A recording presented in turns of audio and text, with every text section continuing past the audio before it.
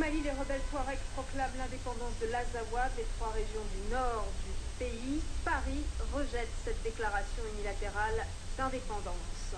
La Bosnie-Herzégovine, 20 ans après le siège de Sarajevo, peine à surmonter ses divisions. Le 6 avril 92, l'Europe reconnaissait l'indépendance de la Bosnie, une guerre qui a pris fin en 84. Bienvenue à vous tous et merci d'être avec nous sur France 24. Au Mali, le MNLA, le Mouvement National de Libération, proclame l'indépendance de l'Azawad, territoire qu'ils occupent depuis quelques jours. Indépendance proclamée unilatéralement via l'un de ses porte-paroles sur notre antenne France 24. Le mouvement a profité du putsch d'il y a 15 jours. Principale entité de la rébellion touareg malienne, le MNLA a proclamé tôt ce vendredi matin l'indépendance de l'Azawad, au nord du pays. Et c'est sur France 24 que le porte-parole du mouvement l'a annoncé.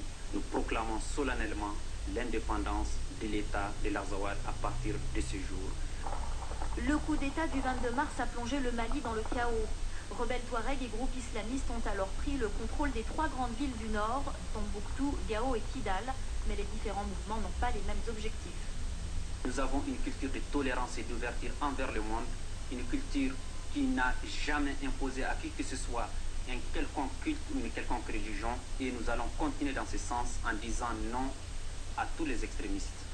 La situation reste très confuse dans cette partie du pays, mais selon de nombreux habitants de la région, les islamistes du groupe Ansar Eddin et d'Al-Qaïda au Maghreb islamique ont pris le dessus sur le MNLA. Tous les radios privées sont fermées. La charia là qu'ils ont amenée, tous les femmes qui sont à Tombouctou couvrent les têtes avec des mouchoirs. Tu ne peux pas marcher avec tête vide. Non. Tu ne peux pas porter pantalon. On est obligé de suivre parce que l'État a dit qu'il nous a abandonnés. L'Azawad est considéré comme le berceau naturel des Touaregs. La proclamation d'indépendance de cette région survient dans un contexte de chaos où groupes islamistes et rebelles Touaregs se disputent le contrôle du nord du pays. Des groupes islamistes qui ont combattu avec le MNLA contrôlent donc les principales villes du nord du pays. La rébellion Touareg n'est-elle pas prise en otage? La réponse de Philippe Hugon, directeur de recherche à l'INES. Il est évident que cette rébellion Touareg, d'une part, ne peut pas négocier actuellement parce que par définition, il y a une défaillance du pouvoir légitime au Mali, donc il n'y a pas de négociation possible.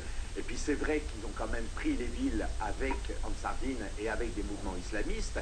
Et puis il faut savoir quand même qu'il y a des, au-delà bien entendu des très grandes divergences d'opposition entre les berbères qui sont laïcs et les mouvements islamistes qui ne sont pas du tout dans la même logique.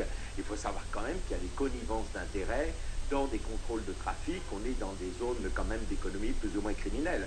Donc la question de la légitimité de ce mouvement et de cette autoproclamation quand même se pose au niveau à la fois international et national. Ça peut déboucher sur un conflit armé?